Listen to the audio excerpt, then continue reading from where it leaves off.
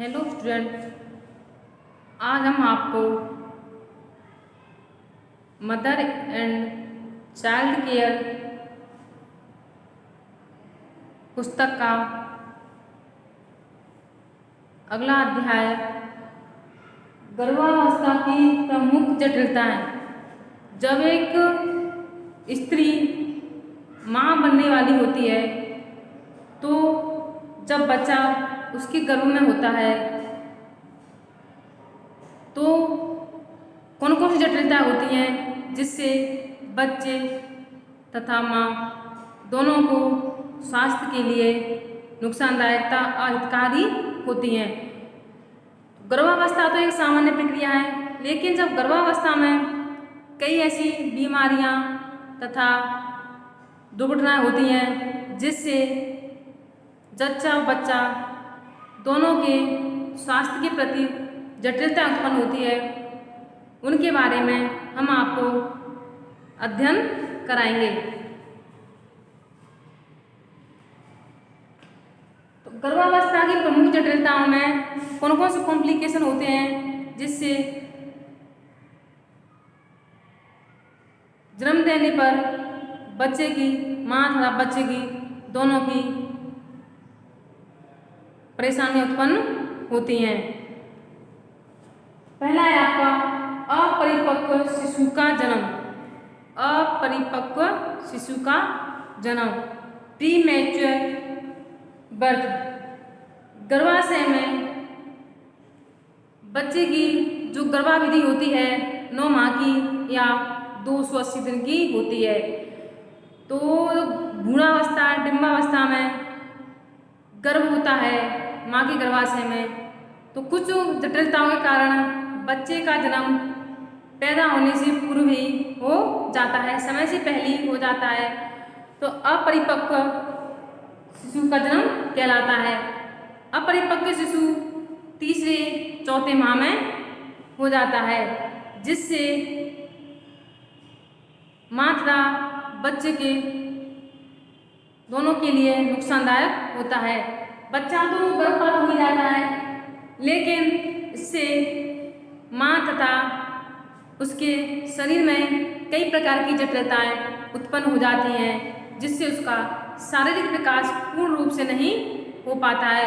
तो अपरिपक्व शिशु का जन्म किन किन कारणों से होता है, जैसे अचानक चोट लगना, गलत खान पान होना, शारीरिक कमजोरी होना, रक्त अल्पता होना यानी एनीमिया होना, खून की कमी होना, ये सभी प्रीमैच्योर अपरिपक्व शिशु के लक्षण होते हैं। तो अपरिपक्व शिशु का जन्म इन्हीं अवस्था में होता है, जैसे अत्यधिक शरीर में सूजन रहना, समय पर चिकित्सक की सलाह न लेना, गलत दवाओं का प्रयोग करना, अत्यधिक तले भुने पदार्थों का सेवन करना, गर्म पदार्थों का सेवन करना, चाय कॉफी का सेवन करना। गर्भावस्था में इन सभी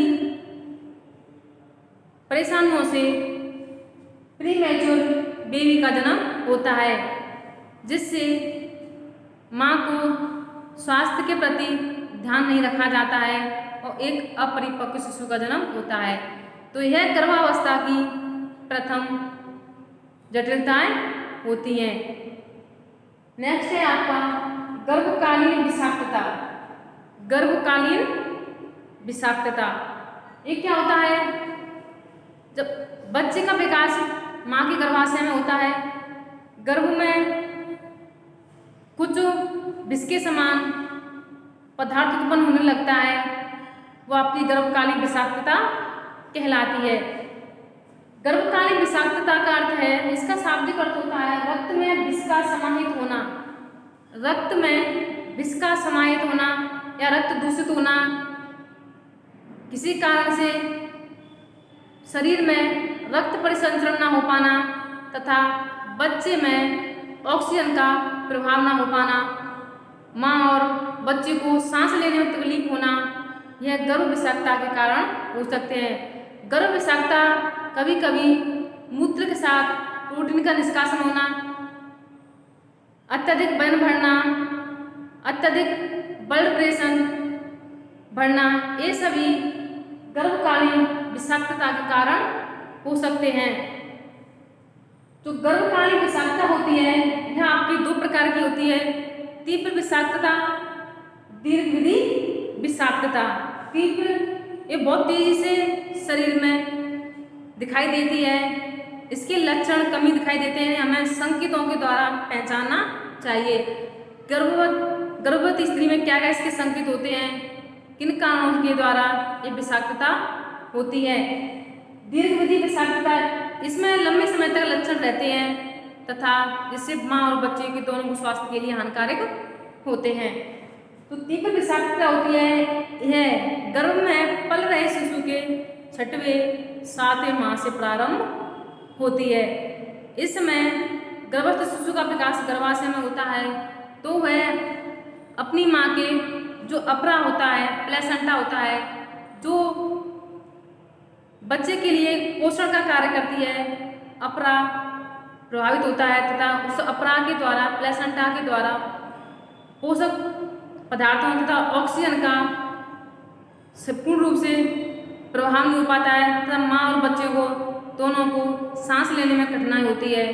तो गर्भकालीन विषाक्तता प्रभावित होती है। जो शरीर में रक्त की धमनियाँ तथा स्राव होती हैं, उन्हें रक्त का प्रभाव नहीं हो पाता है, जिससे ब्लड प्रेशर यानी रक्त प्रवाह होता है, तेज गति से बहने लगता है। तीव्र विषाक्तता आपकी दो प्रकार की होती है। पहली है प्री एक्लेम्पसिया, जो आपका गर्भकालीन विषाक्तता है, इसको भी दो भाग डिवाइड किया है, तीव्र विषाक्तता, दीर्घावधि विषाक्तता। तो तीव्र विषाक्तता होती है आपकी 6 से 7वें माह में, यानी जब गर्भ में शिशु 6 या 7 माह का होता है तब यह विषाक्तता होती है।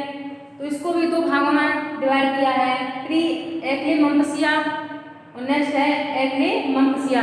तो आज हम प्री एक्लेम्पसिया के बारे में आपको बताएंगे।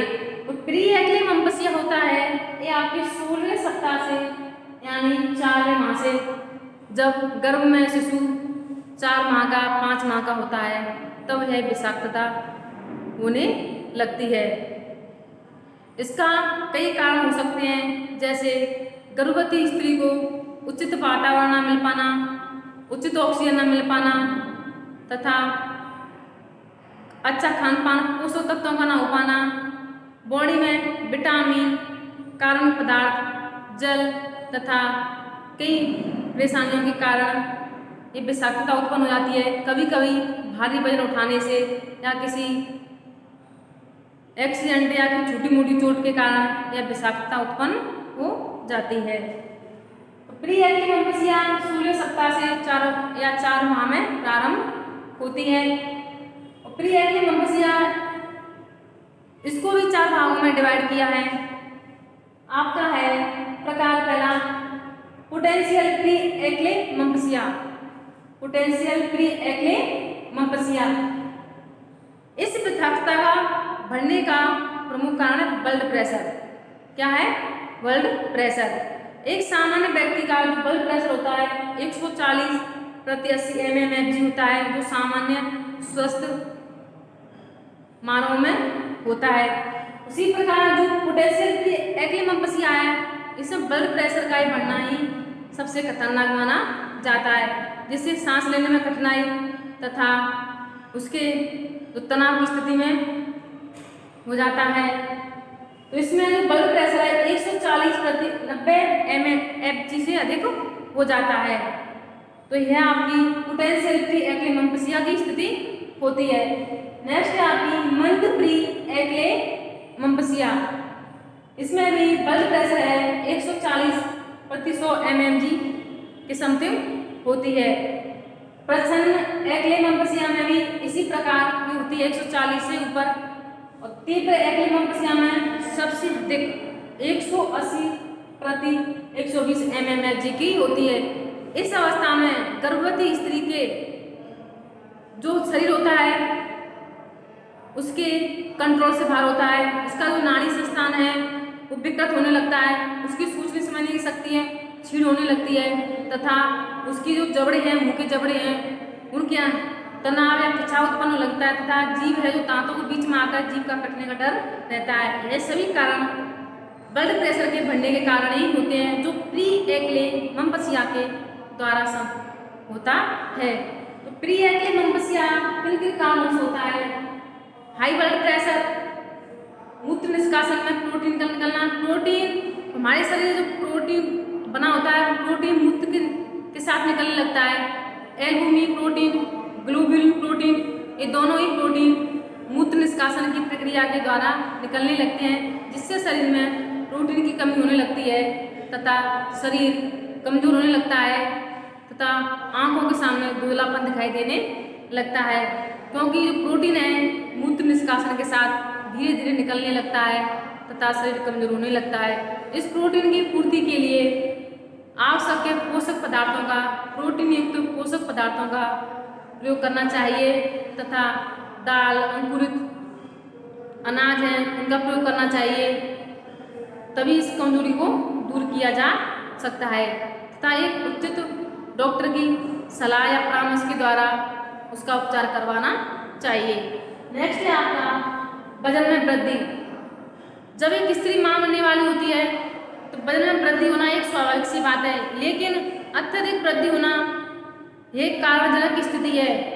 जैसे कि जो शरीर होता है, त्वचा होती है, उसके वसा का अधिक जमाव होना जिससे अत्यधिक मोटापा बढ़ना तथा महिला की आयु अधिक होना 35-48 के समथिंग, इस कंडीशन में एक्लेम्पसिया की संभावना होती है।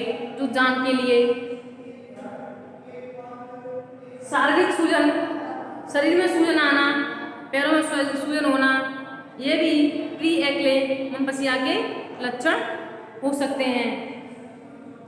बमन, वोमिटिंग, उल्टी होना,